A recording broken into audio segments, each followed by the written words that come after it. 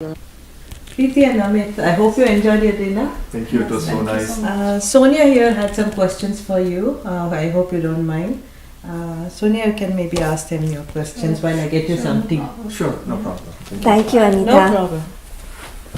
A couple of things happened to me last week which got me thinking about what could be the true joy behind Christmas. Preeti, may I? Would you mind if I start with a verse from the Bible? No, go ahead. I would like to quote John 3:16, which says, "For God so loved the world, that he gave his only begotten Son, that whosoever believeth on him should not perish, but have eternal life." Okay. So if you notice the first few words of this verse, it says, God so loved the world. That means God loved man and wanted to have a relationship with man. Okay. And that is why he came to earth in the form of man, which is Jesus. And that is the reason behind Christmas. So you mean to say that the birth of Jesus 2000 years ago is the reason for the true joy behind Christmas? Not only that, God wanted to have a relationship with man. However, man fell short of God's expectations. Okay. So God, out of his love for man, did not want man to pay the penalty.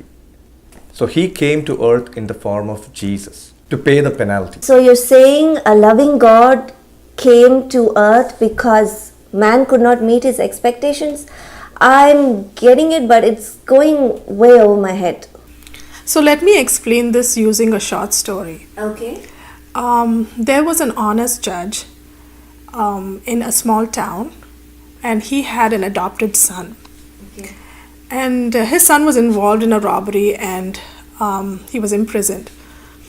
The day came for the trial, and the whole village turned out to see if this person would be a good judge or a good father. And he issued the verdict and against his adopted son, and it was a very high price, very high fine. And the whole village was taken aback, and they were surprised how this person had decided to be a good judge more than a good father. And they were kind of disappointed.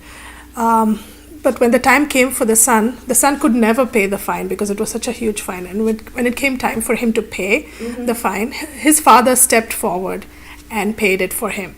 And the son accepted it, and he was free. And the villagers now got to see that the person was also a good father in addition to being a righteous judge. Remember, like in the story, the son had to accept the check. Okay. The same way, we need to accept that God paid the price for our penalty. And this is the real joy of Christmas, where man could never pay the price, but God paid the price on behalf of man. That's the true joy of Christmas. We only need to accept that God has already paid the price on our behalf in order for us to have a relationship with him. I think I'm getting what you're trying to say, that we could not pay the price to meet the expectations that God has. So he came as Jesus to the earth to pay the price for us.